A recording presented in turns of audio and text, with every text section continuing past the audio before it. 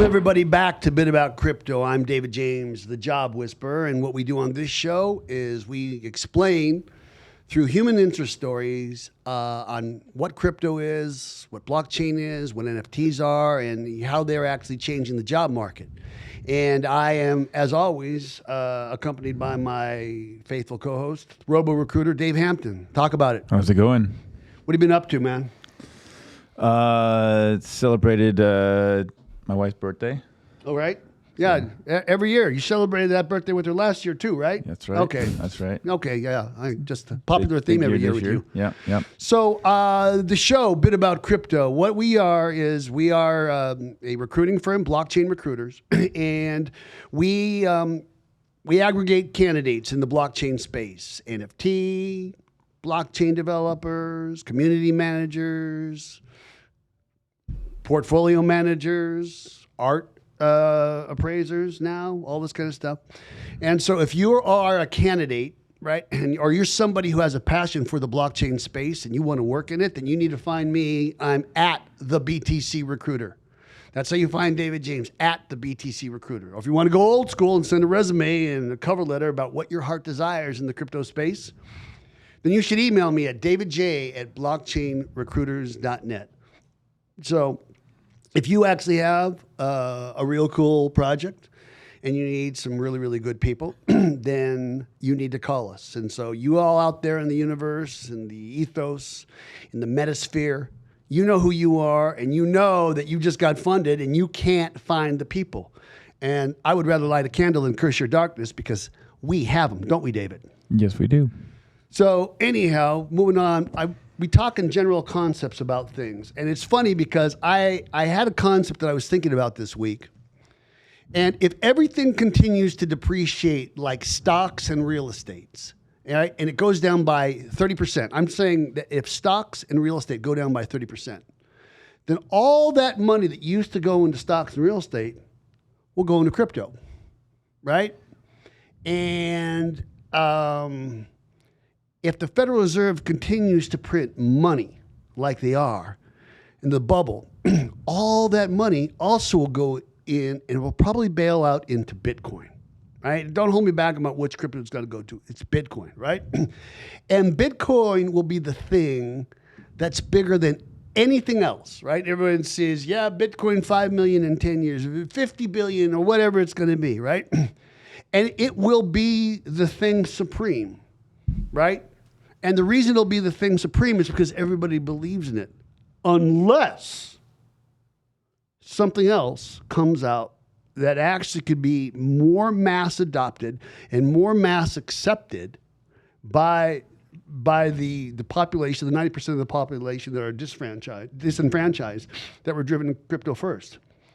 And that thing in my mind would be NFTs. NFTs, right. It was a thought I was having.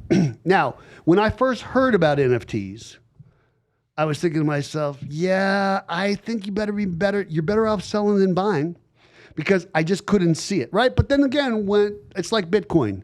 When you first look at Bitcoin, you can't see it. But once you see it, can't look away. That's right. So anyhow, and I, of course, have changed my opinion, and I think NFTs are a worldwide game changer. Kind of like Albert Einstein said. He didn't say it this way, but I'm going to paraphrase it.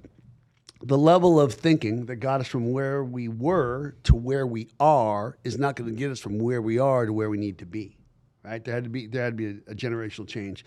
You know, and for me, the funny thing about it is, I told you this. I went to work 11 years ago. After the recession, I was a recruiter.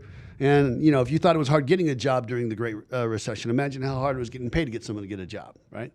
So I went to work at a place called Metal Mobile, and I realized that this was a situation where I was the oldest person there, and I was also the dumbest. And I literally say that because I was watching all these young kids with these bright ideas. And at that time, we were only talking about mobile, right? And because of these young kids, I was able to speak, you know, as like a 45-year-old, 47-year-old, whatever I was at the time, 48-year-old, about mobile in a way that people didn't understand. Back in the time when the LA Times was saying, so why do we need an app again? Right? Literally, Time Magazine said, so why are we going to need this app thing? Well, we would have to explain it to them. But one of the great things that I actually learned, I made a conscious decision that I actually was going to listen to these younger people, right, who are just seeing things different. These kids that were raised with technology, that they were raised with technology. Me, at my age, born in 1964, right, technology was forced on me, right? And I just decided right then and there in 2011 that I was going to become my kids and not become my parents. Right? I was going to go the opposite direction. I was going to set that change. So when I heard about Bitcoin a couple of years ago, or a couple of years after that, I started to listen and pay attention. And so I got in a situation, David, where I started like thinking I knew too much, right? The problem was that I didn't know enough. It was that I knew too much. And I was kind of like finding myself dismissing NFTs, and I've totally changed that. I had a conversation with a young lady a few weeks back. And she was talking to me about her life and the fact she's a photographer by trade. And she was telling me that she actually had been bequeathed a couple of NFTs, which were worth a certain amount of Ethereum, right? I'm not going to like dox the amounts that she told me. I'll let her tell her that herself if she wishes. And she was saying that to me, and I was listening. I was just listening to her story, right? Because, you know, she's kind of a... She's an NFT herself, definitely an NFT, because there's no fungibility to this chick, right? And she's really fascinating, and she's multifaceted, and she's highly opinionated in her beliefs. And so, with no further ado, I would like to welcome this week's guest, Ms. Tracy Lee. Hi guys. Oh wow, it really is gone. My voice. It's been a long weekend. Yeah, you were at the Electric Daisy Carnival last 4 days. Front you stage know what's show. really funny? I got invited to go, and I've never been. I've been to plenty of raves when I was a teenager, but I've never been. And my friend wanted me to go, and I was like, the only way I'll ever go to EDC is if I get given a ticket. And so I was given a ticket. Somehow. How long ago? She hit me up at 1 a.m. on Wednesday night and said, do you want to go tomorrow? So I'm thinking Friday. She was talking Thursday. And so I didn't end up going because I was busy Thursday. So I lost my opportunity. As in, like 48 hours ago, you were in the possession of an EDC. That's Electric Daisy Carnival for those of you who've been in a cave or playing the home game, right? Yeah, and so what's crazy is Coinbase just announced their NFT platform. And they did that probably about 2 weeks ago. They did an entire section at EDC that was an NFT garden, I guess, where they had NFTs on display. I didn't see it. You know, I don't know what it looks like, but they had NFTs on display. And they also were giving away, they had hidden NFTs that you could find. So that is all fascinating to me. Well, hold on a second. Yeah. That's fascinating. Hold on a second. Let's just talk about a little bit about where this fascination. Sorry, let's reel her back a bit. Don't you Sorry, think, David? you threw me in the threw me to the wolves with the There's got to EDC be some thing. depth. Yeah. Beauty, right? We're gonna layer this in. Okay, back up. Let's. I have it on good authority that you actually were born in the Caribbean. Is that accurate? I was ironically born in the Cayman Islands of all places. Yeah. Why do you call that ironic? I mean, it's just a lot of people hide money there, right? Yeah. And I mean, we're talking about, you know, decentralized banking here. So I mean, I don't think they hide it there. I think they keep it there with a good sense that nobody else will come and take it. I don't know there's much hiding to it. I think there's semantics that you're playing on right Yeah. there. I mean, Yeah. word games at this point. Yeah. Yeah. So anyhow, so you are your name is Tracy Lee, Yes. and so I'm assuming your father is Korean, Correct. and your mom. Why did you assume my father is Korean? That is correct. The last name Lee. Last name. Oh is yeah, Lee. yeah, that's true. Yeah. Yeah. I'm sorry, that was stupid. Yeah. But everybody usually assumes that it's my mom that was Korean, and then I had a military dad, so that's Yeah. why. Also named Lee. Yeah, correct. Right. Right. They both had the name Lee. They're like, oh, we have the same last name. And Let's get married. What about so your father was an actual Korean, and your mom?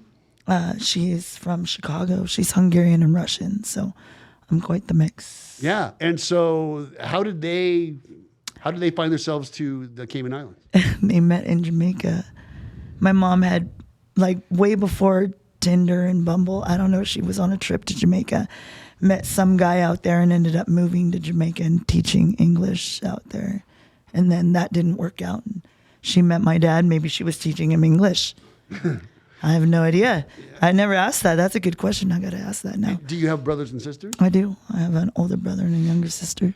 Also born in the Cayman Islands? No, my sister was born in Houston. She had an allergic reaction in the hospital when she had me. So we ended up in Houston 2 weeks after I was born.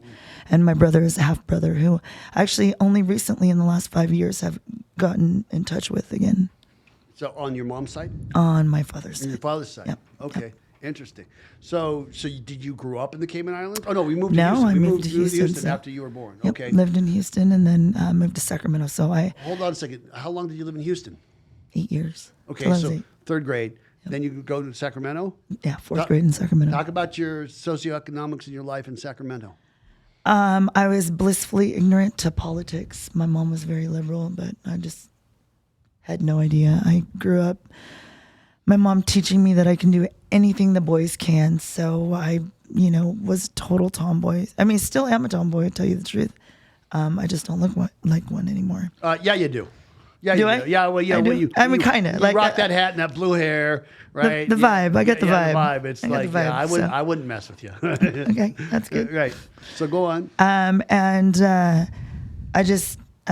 skateboarded, snowboarded, started doing photography and got into raving. Like I said, I used to go raving all the time, not anymore. So, I'm not sure what else you. No. So basically, in high school, did you do any sports? Oh, I was a swimmer and diver in high school. Okay, all 4 years? Probably 3. Oh, I did water polo a little bit as well. Wait. You played on the boys' team?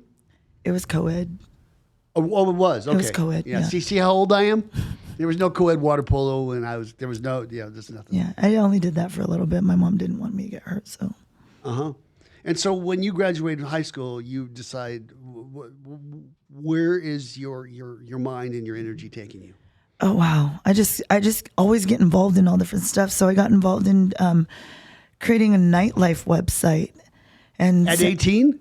Yeah. Wow. Yeah. No, I started going to clubs when I was 14 years old. Oh, we have no doubt about that. Yeah, I Right. started going to clubs early, so I had all the connects and all the contacts. I'm like a super networker.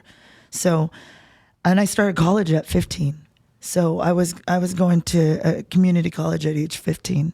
Well, hold on a second. I think you told me once that you played the violin. I played the violin from 4th grade to 10th grade or so, 11th grade maybe. Yeah, I played violin, and I hated my orchestra teacher. Can you still play the violin? Could you pick it up and play it? So I have a cello. So I played violin for about 5 years and then played cello as well. I could probably play it a little bit, but not. It just doesn't call. It hasn't called you, right? No, I went and bought a cello a couple years back because I wanted to learn to play again. And I thought actually during shutdown, during the pandemic shutdown, I thought that I would have time to start playing the cello again. And I somehow started making masks for healthcare workers. So I got 16 to 18 hours a day sewing masks and then running out to all the hospitals and donating them. I got really busy. Slow down. That's of interest. Talk about that. What do you want me to say? Yeah, no. So, like, what was the idea? Did it start with one for a friend? Did it start with 10? I mean, Oh, I made myself one. Right. You know, because they're talking about masks, and I was like, oh, I got my sewing machine here. Let's make one, and made one. And I was like, okay, I can make a few more, and just turned out that my best friend ended up starting to make masks too, and we just did this on our own, her and her family, and then me at home, and we just started doing it together, and even though remotely together. and you were called to this need to, like, hey, I've made 10, and I'm giving them here. I've made 20. And Yeah, I started through social media, started finding hospitals to donate to, and she and I would meet up at the hospitals and meet up outside. And we never went inside the hospitals, but we met up with different nurses we became friends with. I'm still friends with one of them, talk to her all the time. So, yeah. So no cello during the COVID I wanted buzz. to. That's what I know. thought. I thought I would do that. Well, your heart was in the right place, right? Right. So I ended up donating masks, and we ended up starting to sell them too. I've become really good at finding things I'm passionate about and making it into a business. So. Okay, so you were passionate about masks, weren't passionate about violin. I mean, I was. I went and bought a cello because I really wanted to play cello, and It's just the mask took over. So one passion was stronger than the other, right? And let's talk about photography, right? So you're a photographer, Yes. all right? And yeah, you skipped over that stuff, right? So There's so much. I really do a lot. So there's a lot to talk about. So you were a ringside UFC fight photographer, correct? Before that, Kate, I shot, like growing up, I shot skate and snowboard. And then I came to Vegas, did nightlife photography. And while I was doing nightlife photography, every time I shot a fight after party, the traffic would go through the roof. And I had already become friends with a number of the fighters. And so I started wanting to shoot cage side, which at the time, you know, it wasn't overwhelming. Like ESPN wasn't involved, and you know, they hadn't sold the UFC to, what is it? I forget the WMC. What's the name? I forget the name of the group right now. Something. No, it's not Weinstein. Something our producer John Orlando would know. Yeah, he would know for sure because he's a huge UFC fan. Yeah. But yeah, no, I started. And John Orlando is a friend of Dana White. Correct. Right? I saw Dana actually 2 nights ago. Yeah, John Orlando is a friend of everybody. Right. Yep. The question is he your friend? Yeah, he's my friend. No, but that's the question you'd ask, right? Yeah. Yep, he knows everybody. Yeah, he really does. He's amazing. Anyhow, so you also so your photography. When did it start? Like, when did you first pick up a camera and start doing it? I'd say about 15 or 16. It wasn't like I was 5 or something and started doing it, but I've been doing it pretty much my whole life. And then when did you start getting paid for it? Like, hey, this is my business. This is what I do. Oh,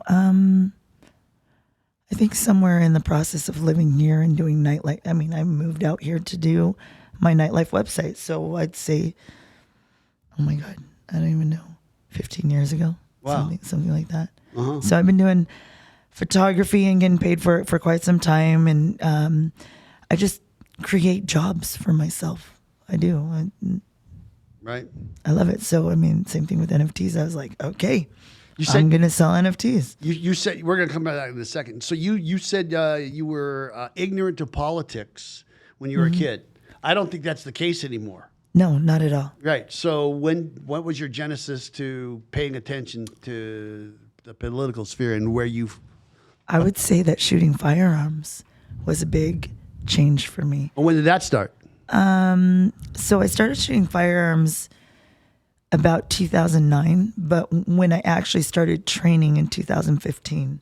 So I used to take all the UFC fighters to the gun range because I got to shoot for free when I brought them out, and they would post on their Twitter and their social media. Oh, nice. So, you know, I started, you know, helping throw autograph signings and doing all that stuff. But that was just me with a range officer over my shoulder, you know, shooting 2 magazines, and that was it. It was somewhere around 2015 that I took my first class and got my CCW. And tell the audience what that is. My concealed carry permit. And I then, you know, started wanting to actually train. And then I created its own separate Instagram because I was shooting guns so much. I feel like I was scaring people with some of the content that I was putting out that weren't so gun friendly, 2A friendly. And were you scaring people? I mean, some people were getting offended by it. I definitely lost followers. That's offended is not the same thing as scared. It is sometimes. They were offended by it because they didn't understand it and was scared by it. All right. Well, when you hear scared, it's like, hey, this woman's gonna like, we're gonna see her on the news based on guns. That's what I'm sure I have scared guys away with the amount of firearms I have and I'm into. So, yeah. Okay. So, you're a photographer. So pretty much. So if I was to say to you, if I was to like meet you at a cocktail party, I don't think they have those anymore. But if we were to meet at a cocktail party, I was to say, hey, what do you do? Because that's something David, we ask everybody that, don't we? Yes, we do. Yeah, we're recruiters. It's of interest. You know, it leads into different paths, and it's always the story behind what people do is always of interest. I tend to leave the gun part of it out. And that's because where I make most of my money is usually in social media consulting and photography. And so these two things, social media consulting and photography. These are just natural passions you had, and you just found a way to monetize them. Correct? Right. So how'd you get your first gig ringside at the UFC? How'd you pull that off? So I already had a partnership for with the magazine that did nightlife around Southern California, and they wanted photos of Vegas nightlife. So I was already doing that. Then they were like, "Hey, we can get you in to shoot the UFC. We have a great relationships with them."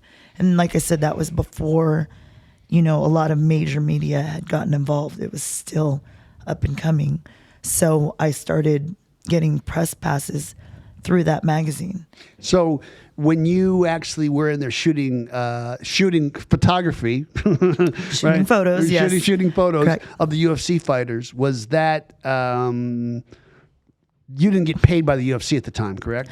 No, that actually I did for this magazine. Okay. And then eventually I started shooting, ironically, I started shooting for FoxNews.com, Cage Side, and then eventually for Yahoo Sports. Okay, and then these were paid gigs. Correct. Okay. So would you actually make arrangements, or not arrangements, but you go to the fighters afterwards and say, "Hey, I've got these photos of you. Do you want to?" UFC has a very strong grip on the photos and what you're allowed to do with them as media. So no, I wasn't able to do that. Tell our audience about that, because I didn't know that. Yeah, every time I would have to apply every single fight for a credential. So I wasn't guaranteed every fight.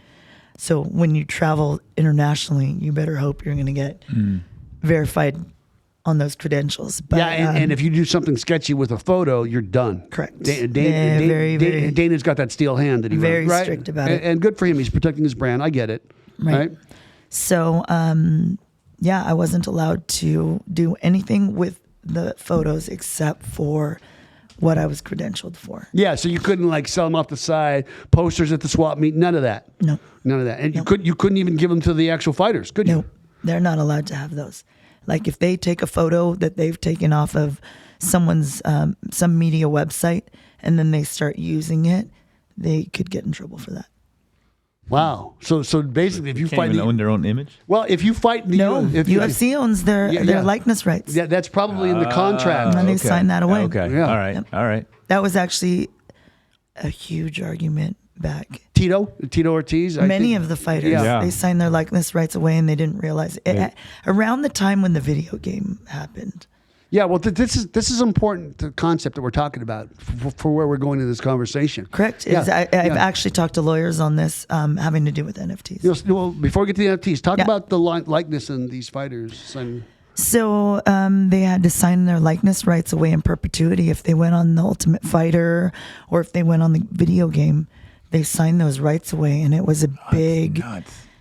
So their family couldn't own that either. A lot of money. Tell you the truth, at the end of the day, I don't know what ended up, like the end result of all of that, because there was a lot of fights back and forth. So I don't know if they still own those likeness rights, like full on in perpetuity, or if that changed. Yeah, it's funny because if I was Dana White, because you have to get Dana White, he's got an amazing story. In a lot of ways, he's like Henry Ford. Right? I mean, he wasn't even allowed to get a fight license, and he'd have to fight in places like Alabama. This was like 30 years ago, right? Or further than that, like around the time you were 2, right? He would have to get a license in Alabama.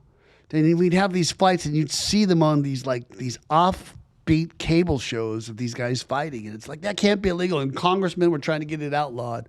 So for what it's worth, Dana was the one that pioneered that all the way to what it is today. We have to give Mark Ratner a lot of credit, though, too, that's because great. he's the one from the Nevada State Athletic Commission that fought in so many different states for MMA to be legalized. And really what Dana White did is he made boxing, Don King, Bob Arum, right? All that, Steve Wynn, all those types of boxing promote. He rendered it inert.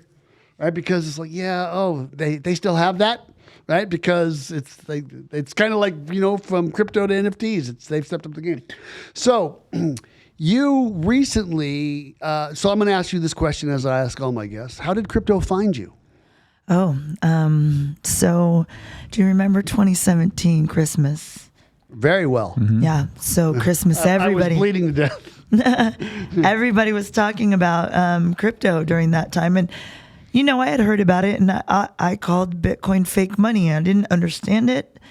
I was just like, they just made up some money, and I don't get it. I don't understand it. So in December of 2017, everybody was investing. So I was just like, you know what?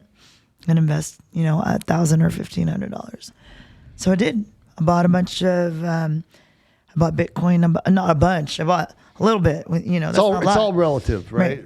So I bought Bitcoin, and I bought Ethereum, and I bought Litecoin, and I bought Cardano, and Ripple, and what else did I buy? Stellar and Stellar Lumens. Yep. And a few others that I just don't remember off the top of my head. But I bought all those were all the ones that everybody was talking about. So I bought them, and then everything crashed. Bitcoin hit 20,000 and everything crashed, or 19,000, whatever. Yeah. And then everything crashed. And I wasn't one I didn't lose faith in it. Even though it was new to me, I didn't lose faith in it. I was just like, you know what? I'm just going to leave it, walk away. And I think that sometime in the future, it's going to come back around. And it's like, it wasn't some huge loss to me, $1,000, $1,500. It wasn't like some major loss. And I was just like, I'll walk away and I'll see what happens. Yeah, I want to talk about disruption. And when I talk about disruption, right? Uber was like really the coolest thing. Everybody loved Uber, right? Unless you were a cab driver. Oh, yeah. Then you don't love Uber so much, right? And everybody loved Amazon, right? Amazon was the coolest thing, unless you had a retail store, right? I mean, it's all relative on both sides of things, right? And everybody loves Bitcoin and crypto, unless you work for a bank or you're a financial planner, et cetera, right? Very, very disruptive. And I'm going to come in and I'm going to talk to you about NFTs in a second. Okay. But I remember talking to, as far as it's funny, we're talking about John Orlando, right? The producer of this show, right? And he's got to come up with conversation in another way in this conversation. But he just sent me a text that literally said, I'm going to read it right here on the air. I mean, this is going to be old news when everybody actually gets this podcast. But MasterCard is preparing to announce that any of the thousands of banks and millions of merchants on its payments network can soon integrate crypto into their products. So that was just announced. I send him articles all day long. I'm like, look at this. This is changing. This is Yeah. do it all day long. So before we talk about your life and NFTs, so the question I'm asking myself, all right, so Bitcoin, I'm going to just leave it at Bitcoin, right? Bitcoin is very disruptive to Visa, right? To banks, right? To all the financial institutions, et cetera, et cetera. And I'm not counting the financial institutions that are now taking crypto and offering it as some form of offering. So NFT, non-fungible tokens, what do you think the NFT industry is going to disrupt? Definitely. I mean, I feel like ticketing. I feel like there's so much utility involved in NFTs. Right. Explain to our audience a little bit. So I hate the definition for NFT, and I hate the name non-fungible token. Okay. Because I feel like it's a very confusing term, and every time I hear it, described on what an NFT is, I just hate it because I think it's too confusing for people. I describe it as a way to sell items, whether they be art, which is the main thing right now, but selling items on the blockchain. Yeah. So non-fungible tokens, right? It's one thing. Like we had a guest, right? I'll give him a plug, right? Rish Lodeker. He's the CEO of Super App World? Superworld app. Yeah. And what they've done is they've mapped the entire globe. Oh, I've heard of that. Right. And I think it's 640 billion. 640 Yeah, billion yeah, NFTs. yeah. But what you could do is plots of. But if I wanted to buy Caesar's Palace, right, then I've got the rights to hold parties at Caesar's Palace. And Caesar's Palace is probably worth a lot more money than, say, Death Valley, right? I'm just saying, hypothetically. I mean, I guess it depends on who you are, because I would find Death Valley a lot more valuable. What I'm saying is it's all relative as far as like monetization, right? And it's like, oh, you want to build a hotel on Caesar's Palace property, et cetera, et cetera. Or if you were like to take Yankee Stadium. Yankee Stadium is probably worth a lot more money than, say, the Hudson Bay, as far as that whole thing. So non-fungible tokens. But what's happening is that it's a form of authentication that this is the original thing. Correct. Now, there's a lot of people who are saying, hey, this is my art, and this is going to be worth something, and I don't know how that's going to fall out. But I think NFTs are going to be very disruptive to, say, athletics and like what used to be the trading card business. Topps has made the transition over to NFTs. Right. They've been doing. They're actually. It's cool because I have a friend that works in marketing over at Topps, and I hit him up in March and I said, "Are you guys doing NFTs?" And Topps lost their license to Fanatics for baseball this year. Oh, I didn't know that. Did not know that. No, they did. Talk about that. And so that was a big deal to an extent, because they have 70 years of content that they can put out as NFTs. I think. I don't know what the rules and laws, but I would think that they have the intellectual property rights to put those out as NFTs. They also have Garbage Pail Kids. And Garbage Pail Kids was their first foray into NFTs. And they had no idea that they would blow up like they did. They put it on the Wax blockchain, which I'm not a fan of, but they put it on the Wax blockchain and it blew up. And now I think they've moved potentially to AVAX. I'm not 100%. So a lot of our listeners, you're not going to know what that is, but Wax is a program where you can actually put a catalog. Think shopping cart, eBay, Amazon, right, where you can put all your NFTs, right, like the shop, right, and Wax is it's a programming language as well. Yeah, these are built on like Ethereum, right? I'm not sure what Wax is. All the things that are like NFT right now, ERC20, they're all ERC, it's like they're all ERC20s. Now, of course, Cardano. I was going to say I've bought NFTs on Cardano. Yeah, and I have a friend who was launching one on XRP. Right. Well, you need to remember like that Cardano, Ethereum, right? These are all smart contract blockchains, right? And a smart contract is very simple. It's if this, then that. And I always go back to the analogy, explain a smart contract for me. I say, okay, a vending machine, right? In the basement of your office building, a vending machine is looking for smart contracts. If you put the coin in, then I'll give the candy out, right? That's smart contracts. So just you guys can discuss that amongst yourself, and you can send me. There's a lot to it. Yeah. There's no crash course. You can't go to traffic school. You can't turn in somebody else's homework, right? To actually qualify to understand it better. But so I don't know. I think I want to talk about your walk. So you recently, and I don't know how long ago it was, I know it's in the last 6 months, I'm to believe, that you actually sold some of your own photography as NFTs and were paid in, I think, crypto, in the Ethereum. Yes. Right? Yes, Ethereum. I sold 3 of my pieces.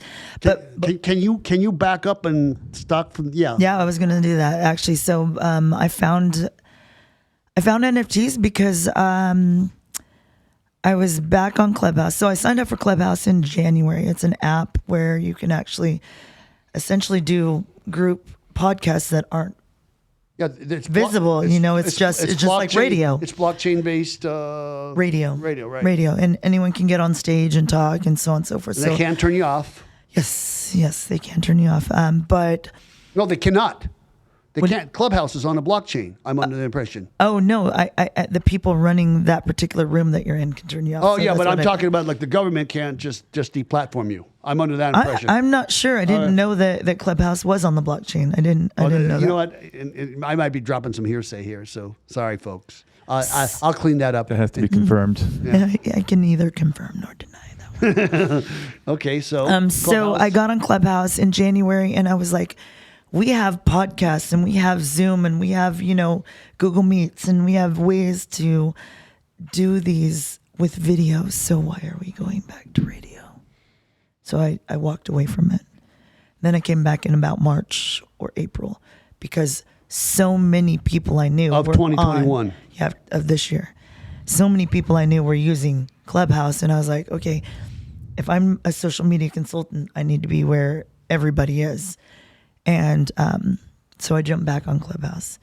And immediately after I jumped back on Clubhouse, I saw all these rooms that said NFT. And I'm like, what is an NFT?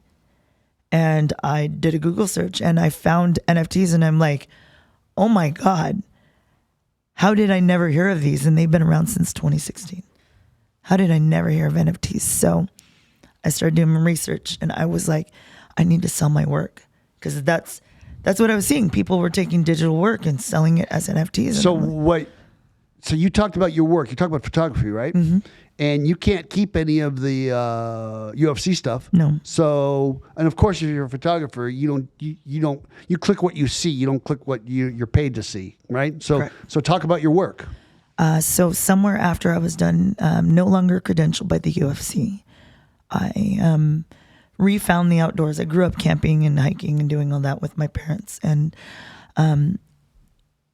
when I was no longer cage side, I started finding hiking and camping again. And so while I was doing that, I found astrophotography. So I started shooting photos of the night sky. And I actually created a group and an Instagram and a Facebook group called Milky Way Chasers. Milky Way Chasers. Got it. That has about 750,000 followers on Instagram currently and about 40,000 on our Facebook group. And so I created my own, Instagram about that. And I have probably 65,000 followers on that for my own work. And I was like, oh, I want to try and sell my work. 65,000 followers. How long did that take? 5 years. Wow. That's impressive. So. I mean, I've gone in, it ebbs and flows. Sometimes I'm really about it. So I gain a lot more followers faster, and sometimes I'm not. Okay. So, like I said, I am involved in so many different things. Mm-hmm. And so, okay, so back to where you sold some work. So tell us about selling your first piece. What did that feel like? It took weeks. From when I first learned about NFTs, I sat there and did research and jumped in every room and tried to jump on stage and ask questions and learn as much as I could, because I didn't want to do it wrong. Because, once it's sold, it's sold. Unless you, as one-on-ones, once it's sold, it's sold. I have to re-edit, do a new photo, or go out and shoot a new photo, however you want to do it. But, so I didn't want to mess it up. I spent weeks and weeks, and then I actually started, I didn't create it, but I started hanging out with a group of people online. So we have all these different private chats, and we talk about NFTs, and we talk about what we need to do and how to become more successful and how to market. And in the process of that, everybody moved to Twitter, of all things. It was a crazy transition, because I haven't been on Twitter since 2010 or so. You just talking about losing passion, huh? Right. It's just like we went from Twitter to Instagram, and spent so much time on Instagram and Facebook and Snapchat, and now TikTok. It felt weird. I can't to keep go up. Back. It's a lot. I can't keep my wife. It's a lot. She's great. I do TikTok too. She rocks them all, but I just. To me, going on to posting is a burden. It's overwhelming. And I hacked Instagram. I have 25 accounts on one phone. I used to carry 4 phones because you could only have 5 accounts on each phone. So I carried around 4 phones. People thought I was crazy. Then I figured out how to hack it, so have them all on one. But back on Twitter again. And that's been interesting. And then Twitter came out with Twitter Spaces to combat Clubhouse, to go against Clubhouse. And I'll tell you that there's a big transition of creatives off of Instagram onto Twitter now. And it's really interesting, because at the time when we were making this transition, Instagram started making phone calls, and I actually set an appointment with Instagram, and they called me and trying to get me to work on Reels, which is their big thing to combat against TikTok. And then the CEO or the marketing VP or whatever announced, we are no longer just a photo app. We are we're doing Reels. We're a multimedia video app. And so that was a big transition there too. So there's a lot of creators that have, for the most part, left Instagram and now are on Twitter. And it has a lot to do with NFTs. And I think that that COVID and the shutdown is a huge part of the reason that NFTs took off at this point in time too. Yeah, the COVID shutdown's a whole. I mean, we could get That's a whole other story. Well, you know, I'm just gonna silver linings of that. I'm gonna put my son on blast, not in a bad way. He's a good boy. He literally moved up to San Francisco. He just said, "Look, it's time for me to go out on my own."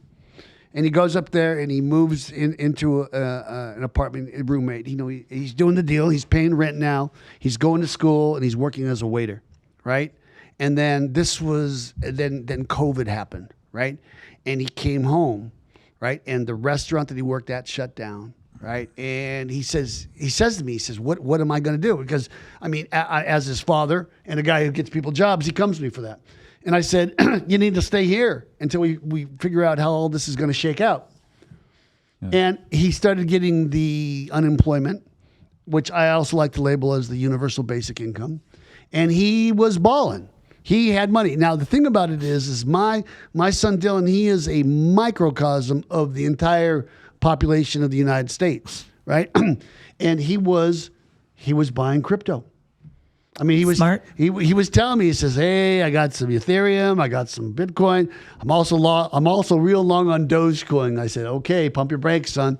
Right? But you know, he's making moves. And what I think is that one of the big perpetuations of crypto, like mass social awareness, was that everybody's sitting at home, right? They're on their computers. Lots of time on their hands. Lots of time in their hands. And oh, by the way, more money than I'm used to having. Correct. And I don't have to go to work for it. So I think that's what really, if you want to stop and think about it, that got Bitcoin from like 6,000 to, you know, as high as it is now. Right? Yes. So anyhow, that's a great thing. And I just think that, yeah, because it just tuned everybody into this whole thing, because also money was being debased. And that's another thing. You started talking to me when we met a few weeks back. You said to me that you weren't exactly a fan of the money printing. So I guess that your Second Amendment rights, if you're going to fire firearms, you're going to be a second A believer. And I guess you started listening very carefully with a more, shall we say, curated ear. Correct. To what people were saying as it related to your ability to actually exercise your Second Amendment right. I'm assuming that. And therefore your First Amendment rights as well. Right. So but then you started talking about the money printing, and it's like, yeah, that's not words that come from someone your age who's not paying attention in a big way. Speak on it. I mean, it's just like the money comes from somewhere. It has to, you know. I mean, it's just like, and they're printing money, and it's just devaluing the dollar.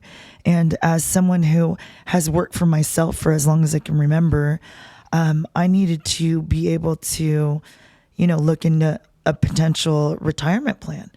I don't have a retirement plan working for myself, you know, and so, I just, oh God. I guess I could go into this for a long time, but I decided to dive into crypto because of that. But the printing of money was my dollars, is the actual physical dollar. I don't even know why these are sitting here, but are the physical dollars. That's $20,000. Show the audience. That's $20,000. Right? Oh yeah, it's $20,000, right? And it's not worth $20,000 anymore. Here, since we're talking about it. Why don't you look at that and then show it to Travis? You know what that is? $100 trillion. Weren't they going to mint a coin? No, don't get into that nonsense. That's like a physical coin. Yeah. Where, this way? No, right there. Your platinum right coin. there. That's what they're talking about. You said show it to Travis. I'm sorry. Yeah. I did say that. Travis, look. I'm used to my camera. So that's the $100 trillion bill in the Bank of Zimbabwe. Do you know what it buys? 3 eggs. 3 eggs. Yeah, we could share a meal. How did you get this? That's really cool. None of your business, actually. Okay. Sorry. Wow. Sorry. I guess it's time to end the show, yeah, right? Well, should we end the show? Like $1. Oh my God. He gave her $1. I think the guest was rude. No. Don't listen to him. So but go on with that. Yeah. So I had going into the pandemic, I'm all like, I don't know if my physical dollar is going to be worth something, or it's going to be the digital currency, like in my bank account, like, credit cards and so on, the money in my bank account. I don't know which way I should do. So I had half my money buried in the backyard and the other half is in my bank account. And then I started really thinking wait. Literally buried in your backyard. No, but I'm just... Okay. Metaphorically speaking. I didn't want people to show up in my backyard. But I do have cash. No, I do have like... I've spoken to people. We've had guests on this show that literally bury money. I mean... I'm just saying. I just am the one that would forget. She kept cash out of the bank so that she could access it when... Yeah. Correct. But I would probably forget. If I buried it, I would forget. What's your opinion on gold and silver? I mean, it seems... If you even have one. I don't necessarily have one. Okay, all right. I don't necessarily have one. I mean, it's like silver has gone up in price. Copper is more than a penny. A penny has more copper in it than is valued at a penny. Yeah, no, basically, if you could get copper pennies, right, you could get a penny 0.6 for it. So yeah, that's a losing proposition for the United States government. I never figured that we'd run out of that. So you recently were hired on to be a social media manager for an NFT company, right? Talk about that. Yeah, as creative director and social media manager for Maxim NFT. Okay, and how did that come about? John Orlando. Right?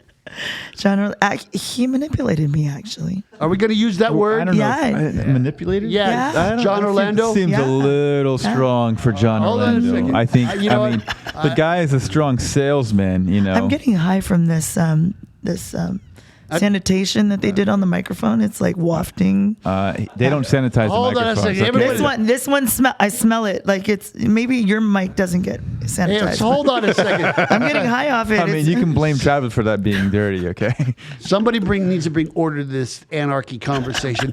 Are you speaking poorly about John Orlando and saying not at all? No. No, I'm very positive about being manipulated. It was a great thing. Okay, so let's hear about how you welcome the manipulation. Yeah. Well, hold on a second. I'm all about a shameless plug. So me and David, the owners of blockchain recruiters, we actually got the search for the CEO of Maxim NFT. And we actually, we considered several candidates, and we told them under no uncertain terms that John Orlando is the person you will be hiring. And then when they met John, they believed it. So, et cetera, et cetera. And since we're talking about that in jobs, right? I mean, what you need to know is if you're looking for a job in crypto, right, and you're thinking, I don't know what skills I have and I've got the passion, send me an email, davidj@blockchainrecruiters.net. All right. And if you're watching this on Twitter, YouTube TV. See, it's all the same. Yeah, you're watching it on YouTube, right there it is. davidj@blockchainrecruiters.net. Yeah. Remember, net, because if you don't actually use the net, you won't be in my net. And or Dave@blockchainrecruiters.net. Yeah. He's willing to carry the water and chop the wood, right? And if you actually have any type of project, blockchain project, NFT project, whatever your project is, and you need, the people, we got them. We aggregate them. So just so you understand what separates us, our resources, we're constantly aggregating people throughout the entire world. We're putting them in our database, and we're putting a phone number and an email to them, right? And then when we get certain searches, right, and pretty much it's always the 20 same things. It's full stack developers, blockchain engineer, it's community managers, it's media, compliance, social right? media manager, BD, it's always that same stuff. Yeah. So anyhow, that's the good word from our hosts, Blockchain Recruiters. And if you guys want to reach me specifically, I'm at the BTC Recruiter on Twitter. Now I know how to find that. So anyhow, tell me about this manipulation. And I'm going to defend John's honor. Oh, no, it wasn't a bad thing at all. Like, I loved the manipulation. Oh, okay. But, cruel to be kind? Unless he was just saying it to be nice, but he said he handpicked me for it. He already had me in mind for the position. Well, I do want to say that I am a little disappointed because when he told me that he needed a social media manager, I said, of course, you're going to reward the same recruiting firm that got you the position by giving me the search. And he says, yeah, about that. Position's already filled. That's what he said to me. I said, so who is it? He goes, well, she doesn't know but it's her. We literally had the conversation. Oh, so see, I told you he did manipulate I don't know me. that that's a manipulation. I don't know. No, I don't know if I consider that manipulation. No. But you got to hear the story. Yeah, let's start from the beginning. So John puts out on Facebook. He puts out a post and he says, "I'm looking to create an NFT podcast. Does anyone out there, who knows about NFTs? Make sure." And he said, "Make sure you DM me." And so I'm going to be a punk. And I go on to his post and I say, "I know all about NFTs. I've done months and months of research. I'm selling my NFTs on the blockchain currently, but I'm just going to be a punk about it and not send you a DM. I'm just going to post on your wall here." And I think it was about 5 minutes later, he texted me or messaged me on Facebook. I don't remember. And he said, "I need you to host an NFT podcast for me." And he's all, and when we met up about it, I was out of town. I don't remember where I was. I was traveling. And we met up about it. He's all like, I go, "Who else are you considering?" He's all like, "No one." He's all, "I picked you." He's all, "I just wanted you to respond." So he didn't have to convince me. He put it up on Facebook to see if I would respond. Sure enough, I responded.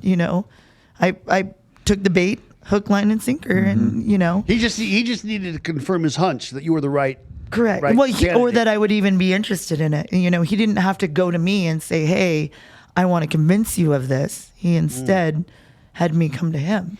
So that's why I say he kind of manipulated me. It's kind Okay, so I would say he leveraged you in your negotiation, but you probably got it back.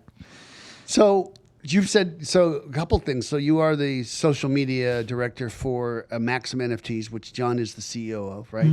And but also we're talking about that. But we went from how did he manipulate you to be the social media director of that to I'm hosting a podcast. It's like you're just an enigma. We never know where you're going to turn. Right. I'm all over the place. I can do anything. Yeah, I can. We believe She's you. the Swiss Army knife of social media. We so believe you. Yep. So, but anyhow, I don't know. Are we talking about the NFT podcast? Are we plugging that now? Or are we talking about I'm really trying to talk about Maxim NFTs, but you seem to keep drifting. Oh, I don't mean to go to the podcast. That's where No, it that's started. part of the story. There's just so many clowns in your let her car at talk. the circus. They just ask keep the coming question. out. Okay, here's the question. Okay, what's the question?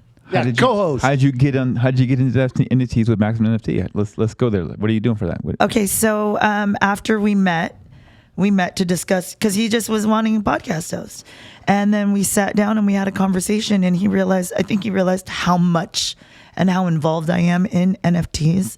And he said, "Well, what about, we talk about social media and, you coming on as creative director." And I was open to the idea. I haven't had an on-paper job in over 10 years. I've been working for myself for a very, very long time. So for me to consider it, it has to be a position that's very interesting to me. And I believe in NFTs. I believe in where they're going. I believe in the utility of them. I think there are so many different facets to NFTs. Stop. What's the utility of NFTs? My audience would love to know. I utilize the idea of buying tickets as NFTs. I utilize that as a good description to it. And when you buy an NFT, you're buying a say piece of art. So it could be, say you want to go see a band and you love this band and they have art designed and then they sell those as their tickets to their concert. Well, once it's in your wallet and you show up to the concert, I truly believe the utility there is endless.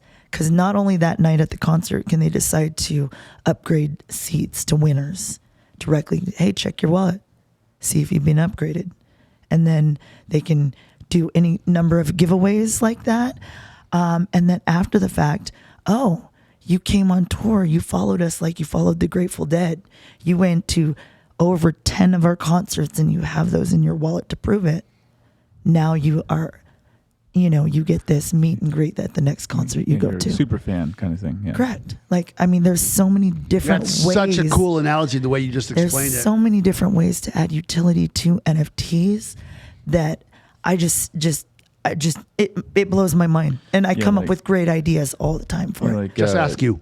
Just ask me. Have you heard about this? So Mark Cuban, he believes in NFTs, right? He's very much into it. But he's doing it from like a pragmatic. Well, I think it's pragmatic also, but he's doing it from the standpoint of, you know how tickets get scalped, right? You can I buy used to be a scalper. I know. Right. So you get a ticket, you sell it on StubHub. It's 1,000 times the price of what you bought it for, right? What he's trying to do is he's trying to get paid for that ticket going on those markets. He gets that 10% royalty. He gets a royalty off of that, because what happens is you buy a ticket, then he gets cut out as the business owner in terms of, hey, I sold these are my tickets for my products, right? Yep. Yeah, he's not wrong. It's very disruptive, right? So, and the crypto space, who's not going to like it?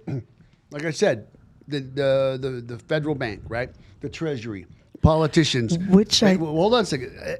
Ticketmaster. Ticketmaster's going to hate it. Ticketmaster will do their own NFT platform. They'll do that. I mean, here's They'll the have thing. to. They'll have to adjust. You buy your ticket on Ticketmaster. It goes into the app. You go scan it when you walk in the door. How is that any different than an NFT? No, but I'm going to say that the Rolling Stones will do their own NFTs as it relates to playing at the MGM versus the Staples Center. Yeah, but they're not going to build their own platform. They don't need to. Correct. They don't need to build their own platform. Absolutely, they don't. You watch. I think They'll be Ticketmaster. sponsored on certain platforms. Probably. I They'll think get paid for being on. The You heard it platform. here first. Ticketmaster is going the way of the cab driver for Uber. But anyhow, I think Ticketmaster will make their own platform. Personally, why wouldn't they? Well, if Ticketmaster needs some people to actually program that wax catalog, you could call David James at the BTC Recruiter on Twitter. Call David James. Right. There goes that plug-in. And I would not let anybody, like John Orlando, I would not let anybody speak poorly about Ticketmaster. Death first. I will defend your honor, Ticketmaster, because I'm as loyal as a mercenary. So anyhow, can we talk about how Visa got involved in NFTs? I don't think we have any choice. Do you, David? Not when she says it like that. No, absolutely not. So do you know that Visa bought a CryptoPunk? I know that. Yeah, I was aware. Visa bought a CryptoPunk. That was their first foray into NFTs and crypto, I believe. And it was when you buy a CryptoPunk, it's like a flex. You're just flexing on your wallet. You're flexing on what you have. And Visa did that, I think, as a marketing ploy. It was like totally a marketing thing. Like because now they're hip to it. It's what they're saying. Exactly. Yeah. It was their first saying, like, I'm in the room. I'm here. Right. Yeah, and it was Tracy. We're running out of time, but I mean, we could go a whole. She's fascinating, right? We could talk for hours. Yeah, about no, this stuff. she's the guest that just keeps on guesting, right? and In a good way. We might have to categorize our no, you're definitely coming. our future podcast. Yeah. Hey, who do we have coming next week? Can you just cancel them? We're going with Tracy again. Travis, I think we have got Kanye West coming next week. Yeah, you're right. Yeah, New NFT line. Get rid of. Ask him if we can bump him. He's gone from suited to booted. We've got Tracy Lee. Tell him. He'll understand. We can move Bill Gates too. Yeah. So anyhow, just before as we wrap up, what I wanted to say to you is like, so what do you see for Maxim NFTs, and why did you get behind that? Well, I'm a huge networker, and I do all the stuff that they want me to do. I do that stuff all the time, and I'm really good at it. So it's whether it's coming up with ideas and putting people together and making it happen, and I just do all that stuff anyways. So when that opportunity is, first off, like I said, I believe in NFTs. I know they're the way of the future. I know they're going, and I've told countless friends who don't believe in them. I said, you don't have to believe in them. Everybody else already does. So you don't have to believe that this is worth this. You don't have to believe in gravity. The perceived value is already there. You believe that bill right there is worth $1 or 100 or 20,000, whatever that is. It was. But you believe that, and that's all perceived value. I believe in NFTs, and all these other people believe in NFTs. The value is already there. Well, that's the same thing as real estate in Malibu, right? Versus the perceived value. Well, it's called agreement. It's agreement. We all agree that a house in Malibu, 1,600 square feet, is worth $20 million. No, we all agree that. And if you don't agree, there's somebody else who's going to come to agreement. Correct. And so that's what we're Yeah, in talking the about. form of payment. Right. No, Right. it's agreement of value and worth. Yes. Yeah, but then payment's the Right, byproduct. but payment is what makes it so. Like, I mean, Agree. Yes. Yes. And so I tell my friends or I tell people I talk to, get past the part where you believe it or you don't believe it, because you don't have to. Get to the point where you either jump on the train or you get left behind. That's where it's at. I believe I'll be able to get there without the train. Good luck with that, right? So, Yeah. but anyhow, hey, Tracy Lee, how can people find you if they want to hire you for photography or some of your other Or Maxim NFT just so multifaceted, cello, ballerina, motorcycle racer I do champion. love to dance. yeah, gun I do love to specialist, dance, yeah. shooter. Yeah, I do a lot. I do a lot. No, biathlete, right? She So how do everybody reach you? Travis, do you have her social? Can you put it up? So I just launched this Instagram. This is also my Twitter, and I have a Facebook page for it too. It's new. Well, for so people on Apple and Spotify, it's can you tell them Tracy Lee NFT, and that's the same across all 3 platforms. So Tracy Lee NFT. Actually, that's also on TikTok. So I've been doing videos about different generative projects and so on and so forth. And yeah, you can reach out to me there. You know, I mean, all you have to do is search on Instagram Tracy Lee, and I come up at least 5 or 6 times. Yeah, that's the Tracy Lee. Don't confuse it, right? That's right. And then there'll be Tracy Lee, then it'll be Bruce Lee, right? That's my dad. Yeah. Yeah. Bruce Okay. Lee. Yeah. Bruce Lee went to Jamaica on vacation. I used to tell, looking for school I teachers. thought he was Chinese. Yeah. yeah. I used to tell everybody in the that like that was my dad, and people were like, "That's why she's cage side at the UFC." They believed it Yeah, because in spirit, yeah. they believed it because I That's said it. They were like, Brandon "That Lee's- makes sense." They couldn't understand why I was cage side, but once I said that Bruce Lee was my dad, they were like, "That's why she gets cage side." Travis, Brandon Lee's, are there any sister. adults left in this room? No, actually. So, Tracy Lee, I'm serious on behalf of Bit About Crypto and Blockchain Cruise. Thank you so much for making the time. Thank you so much for having me. I look forward to coming back. Yeah, you were really busy. I'm really glad I was able to get you in. Travis, our engineer, thank you so much. Thank you so much. And as it always goes, David Hampton, RoboRecruiter, thanks again for coming out for the week. Eternally grateful. And as you guys know, I'm David James. And remember, everybody, can't whisper.